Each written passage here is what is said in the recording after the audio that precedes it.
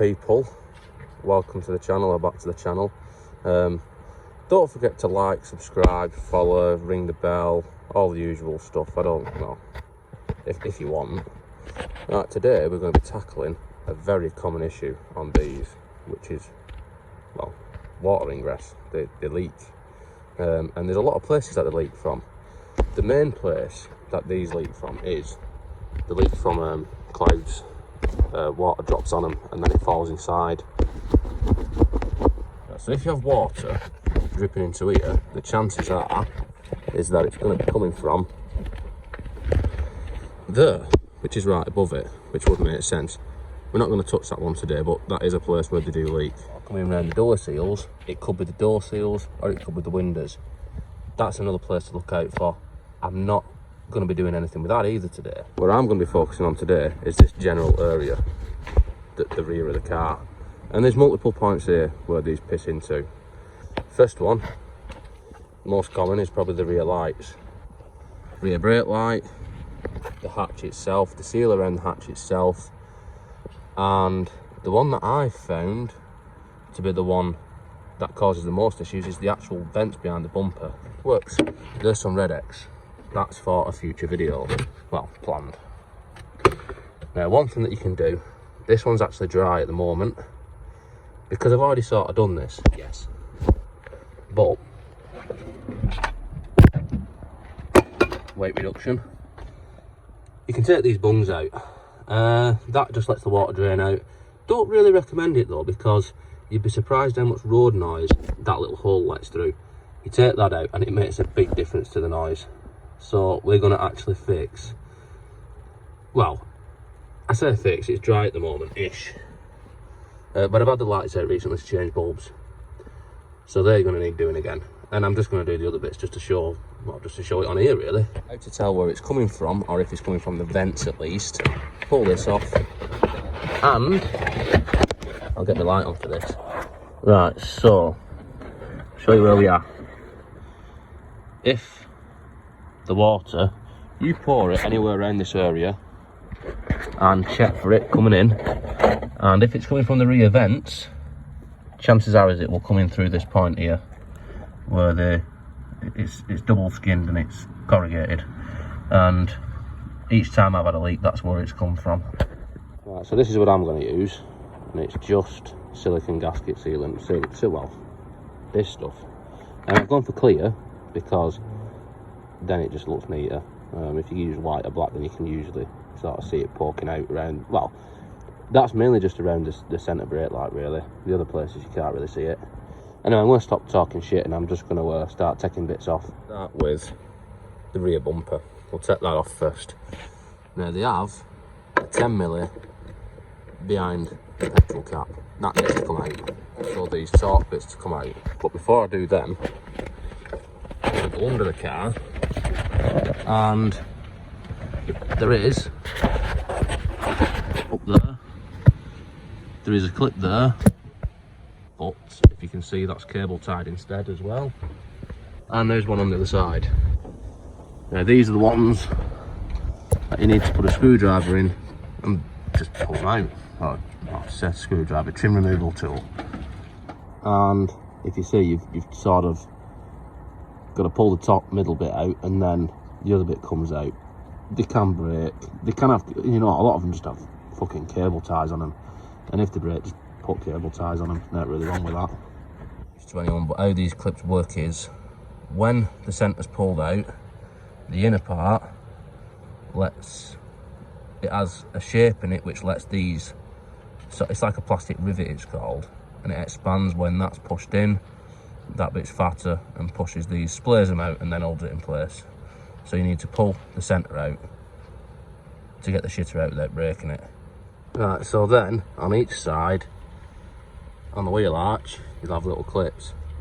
Now these are supposed to, or this one at least, is supposed to screw out. It's supposed to, you know, you get a little screwdriver on it and screw the centre out of it. But mine's fucked, so I just pull it out with some pliers. Then, you want to take them ones out. Now these are T30s on mine, but I think I have seen them different sizes.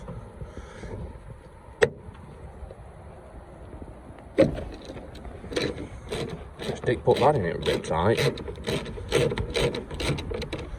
So we take them out, and then same for the other side. So we take all them out. Fuck's sake. Think back away for a bit and put all the shit back in the boot, because it's fucking October, so it starts raining. Right, so 5 minutes later, and we can carry on. I mean, this is the joy of living in a, well, I'm in Oldham, which is near Manchester, and raining 1 second, sunny the next. It's just part of living in a tropical climate. So let's start carrying on again. Both the bolts out that are holding the bumper on, these ones I've just left in loose, and then we want to take the lights out, which you have 2 10mm. I'm only going to film one side because both sides are the same, and this is another area which we're going to seal up as well. So I'll take them 2 out, put them with the other bolts, and then the light at the bottom here, you want to pull it outwards towards, this is the left light, towards the left of the car, because you don't want to break the clip, which mine's already broke. But it goes into this as well. And then, I don't know if you can see there, it's already been sealed in the past, but I have had the lights out, getting bolts. Then to unplug the light, there's just a little clip there which you push in and pull that out. So I'm just going to do both sides and then come back. So that is backlights removed, and then we're going to take the bumper off. So we'll take these bolts out, try and point the camera at what I'm actually doing. Throw that with the rest of the shit. Another one. And now, if you look down here, the bumper's held on with clips. So it wants sort of carefully removing from these clips. Which it wants.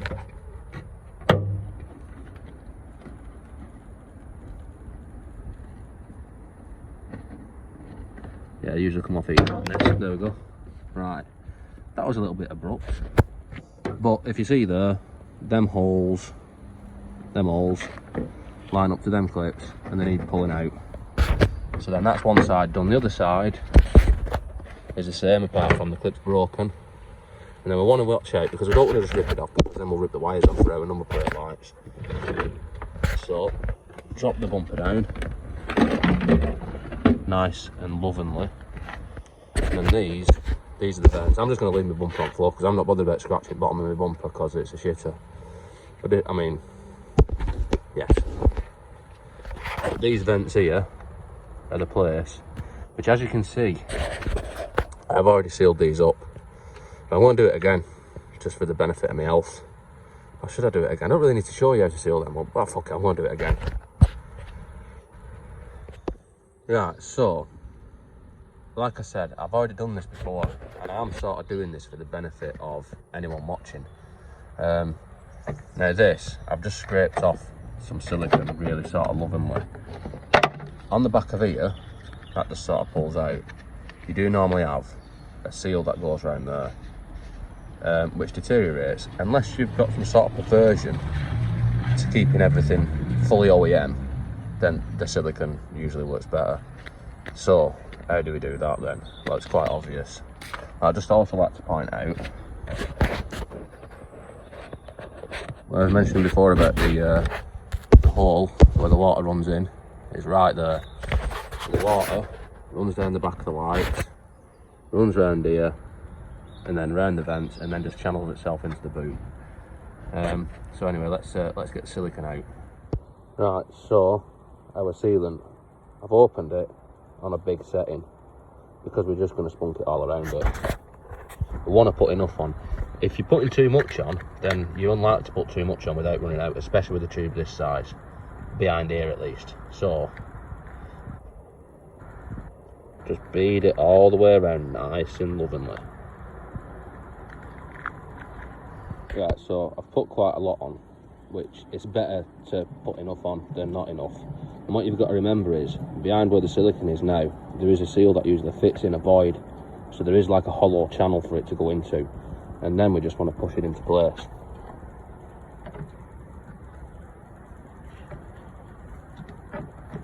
it just clips in. Yes, yes. And when it squelches out all around the outside like that, you know you've put enough on. And you can lick your finger and just neaten it around if you so wish, which I do, because obviously everything needs to be really neat, and it just gives it a better, well, it just gives the water a better path to run off it rather than go through the sealant, and then just wipe that somewhere, give me some extra grip.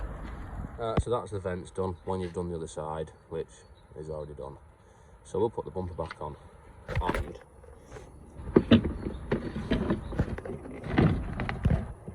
just try and balance it into place with one hand. Yes.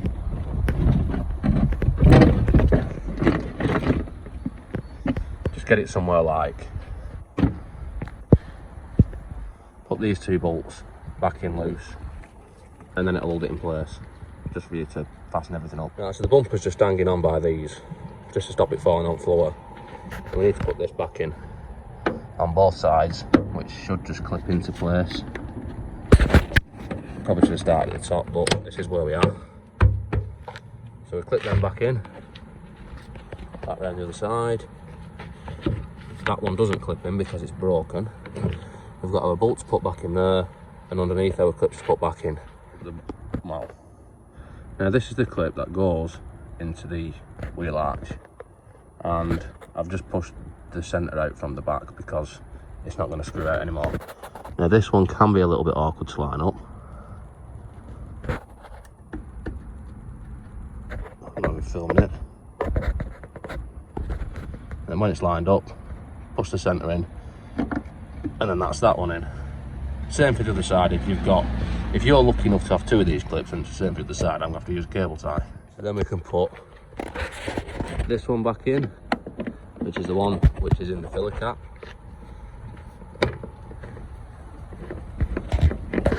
And well, it's just undoing what we've already done, so we're just going backwards on what we did to start with here now. So I'm just going to do that. Right, so I've just tightened everything back up on bumper. And all there is to put these back in, which I've been putting off because the floor's wet.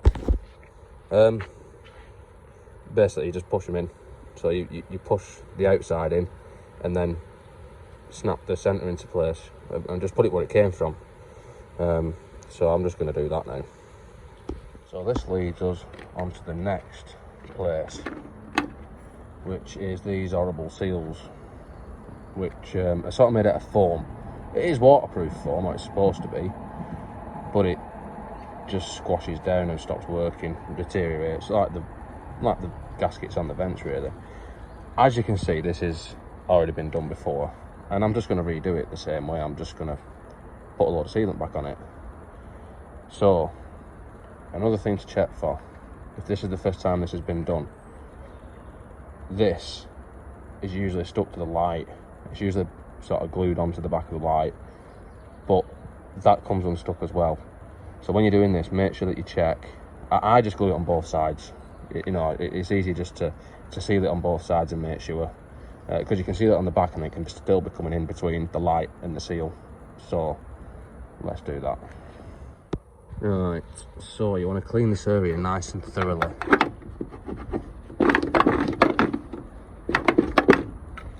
And then you want some of this, same as what we used on the bumper vents.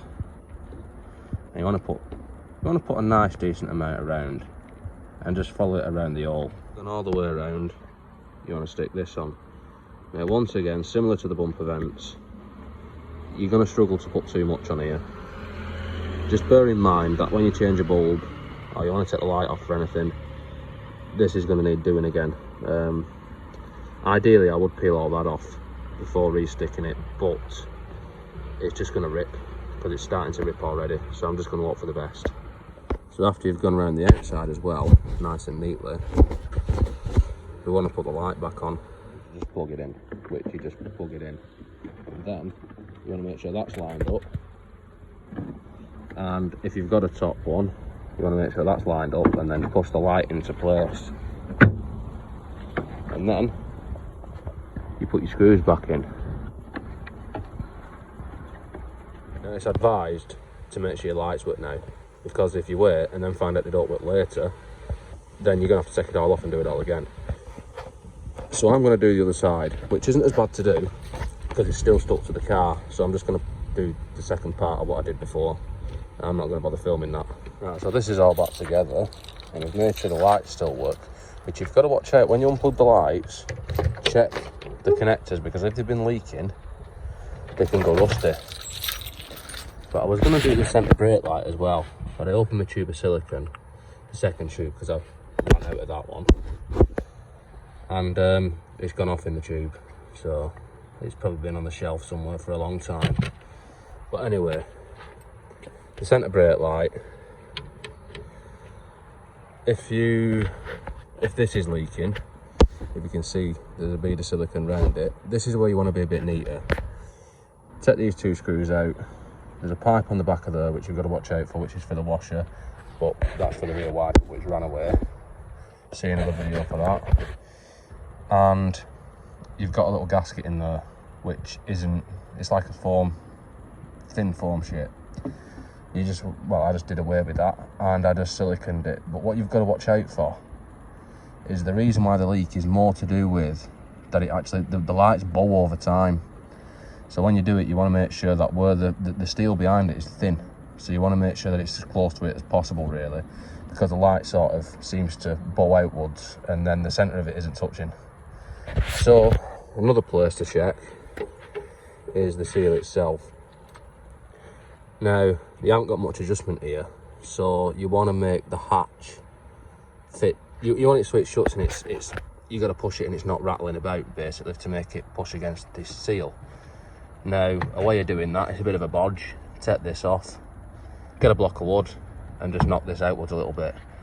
Like I said, that's a bodge. It's a bodge way of doing it, but it works sometimes. Other than that, you can put a new seal on, and they're not that expensive, but more than what this car is probably worth. Now, also, if you have a 5-door, then you'd have pop windows, which this is a 3-door and it don't have them. But if you've got pop windows, they can leak in the same way as the boot hatch does. And another thing to mention is it doesn't always just leak into the boot of the car. A lot of the time, rear footwell, you'll get water in there from the bumper vents. So if you've got water in the rear footwell, there's a chance it's coming from them rear bumper vents as well. Anyway, that's the end of the video. So don't forget to like, subscribe, whatever else YouTubers do. I mean, I could do with subscribers, it'd help. I don't know what it'd help, because I'm never going to get monetized. I don't think I ever will. But they're always welcome. So if you do want to subscribe, yeah, go for it. Happy days. If you don't. Peace out, bruv.